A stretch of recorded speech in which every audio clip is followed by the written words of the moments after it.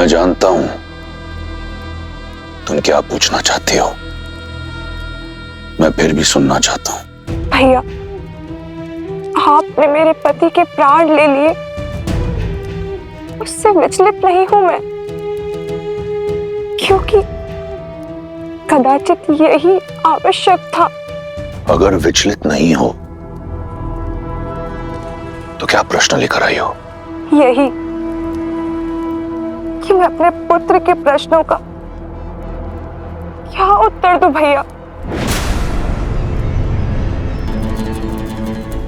मामा के होते मां को उत्तर देने की आवश्यकता नहीं।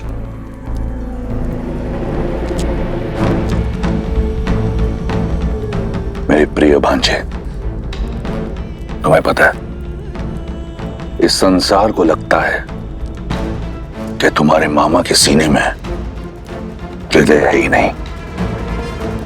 वो किसी की पीड़ा, किसी की व्यथा नहीं समझ सकता, परंतु ऐसा नहीं है। एक राजा बनना सरल नहीं है पुत्र। एक राजा के लिए उसका राज्य, उसकी प्रजा का हित, प्रजा की सुरक्षा सर्वोपरि होती है।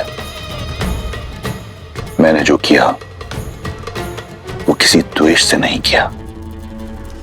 मैं केवल अपना राजधर्म निभा रहा था। समझ रहे हो ना? भैया, मेरे मन में आपके लिए केवल प्रेम और सम्मान है। जानता हूं, और तुम भी जान लो। मेरी बहन और मेरे भांजे को सदैव लंकेश की सुरक्षा मिलेगी, परंतु अगर ये यहां रहा तो अपने पिता के प्रारब्ध को कभी भुला नहीं पाएगा। तुम दोनों दंडकारण्य चले जाओ, हमारे दूर के भाई कारदूषण के पास। स्थान और परिस्थिति बदलेगी तो तुम्हारे और शंभू कुमार के लिए विद्युत जीवा को बुलाना थोड़ा सरल हो जाएगा। मैं समझती हूँ भैया, आपके आदेश का पालन होगा। मैंने तुम्हारा पति छीना है, तुम्हारा जीवन नहीं।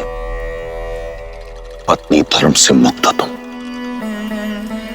जीवन का नया पथ और नया साथी चुनने को स्वतंत्र हो तुम। ये मेरा वचन है, जो भी तुम्हें भाएगा तुम्हारा होगा, तुम्हारा होगा, किसी भी मूल्य पर, किसी भी मूल्य पर। ये रावण का वचन है।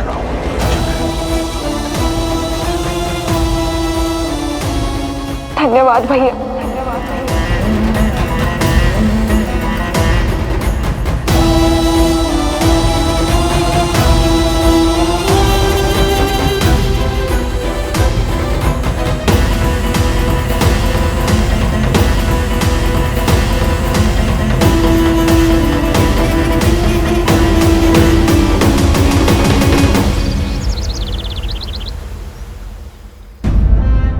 महाराज दशरथ का देहांत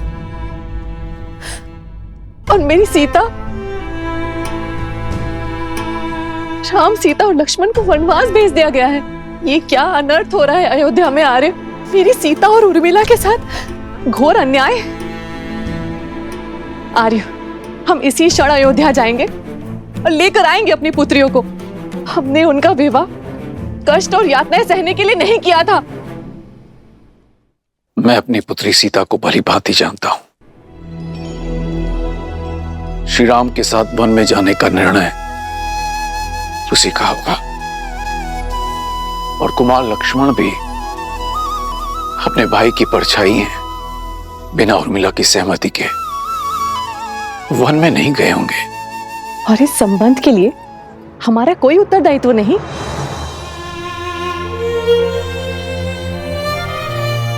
माता पिता को अपनी पुत्री के वैवाहिक जीवन में हस्तक्षेप नहीं करना चाहिए सुनैना, जब तक वो दोनों हमसे अपना परामर्श न मांगे। और राम और सीता का संबंध तो स्वयं महादेव ने चुना है। और मुझे पूर्ण विश्वास है कि राम सीता का हर परिस्थिति में साथ देंगे। और यदि उन्हें कोई पीड़ा होती, कोई समस्या होती, तो वो हमसे हमारी सहायता अवश्य मांगते। माना कि राम और सीता ने हमसे कोई सहायता या परामर्श नहीं मांगा, परंतु कुमार भरत भी तो हमारे जमाता है ना। और उनका ये पत्र, ये संकेत है कि वो हमारी मंत्रणा चाहते हैं। क्या आपको अब भी यही लगता है आर्य कि हमें नहीं जाना चाहिए?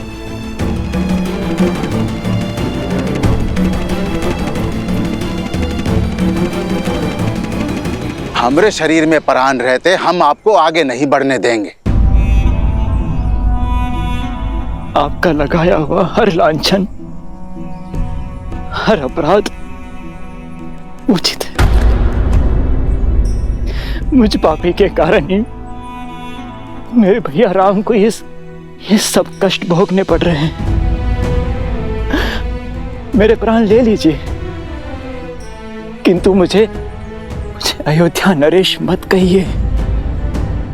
इससे मेरे श्री राम का अपमान होगा, क्योंकि वो सिंहासन केवल उनका है। ये भरत अपने भैया का केवल दास है। आपको मेरे प्राण लेना है तो मेरे भैया से भेंट करने के बाद ले लेना, क्योंकि ये जो भरत आपके सामने खड़ा है ये केवल देह मात्र है। आत्मा तो वनवास जा चुकी है। कृपया मुझे उनसे मिल लेने दीजिए। उनसे मिलना मेरे लिए अत्यंत आवश्यक है। मुझे आगे जाने दीजिए, उनसे मिलने दीजिए।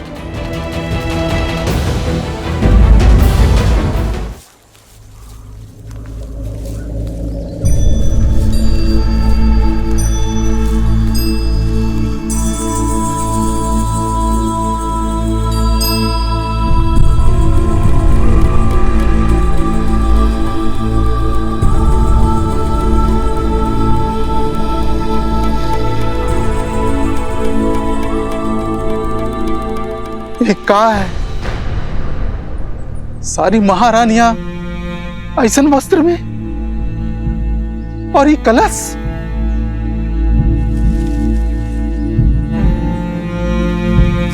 अपने धर्मात्मा पिता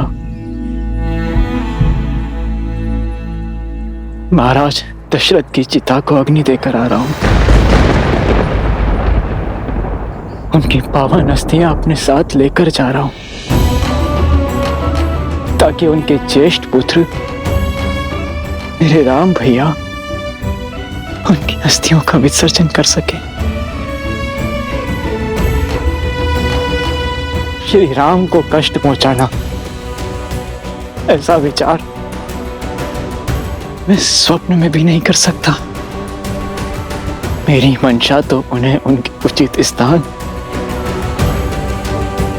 अयोध्या के सिंहासन पर बैठाने की है। यदि आपको अब भी मुझ पर संदेह है तो लीजिए, ले लीजिए मेरे प्राण।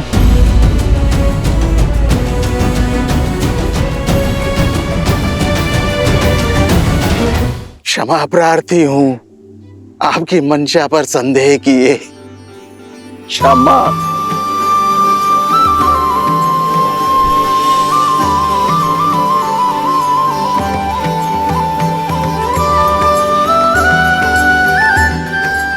वही प्रेम, वही भावना, वही ऊर्जा जो श्री राम से गले मिलते हुए हमको अनुभव हुई थी। सत्य का आपने निषाद राज जी, सत्य का। मुझे भी ऐसा ही आभास हुआ जैसे मानो मेरे राम भैया ने मुझे अपने हृदय से लगा दिया। बताइए ना, किस और गए हैं वो? मैं वहां की पावन धरती को नमन करना चाहता हूं, जहां मेरे श्री राम ने अपने चरण रखे। और कहे हम आपकी भावना का आदर करत है, पर हम श्री राम के दास है, उनकी आज्ञा ना ही टाल सकत। वो बोले कि अयोध्या की सीमाओं को मेरे मित्र निषाद राज की निगरानी की आवश्यकता होगी। हमारे मार्ग के बारे में किसी से कुछ मत कहिएगा, किसी को हमारे पीछे मत आने दीजिएगा।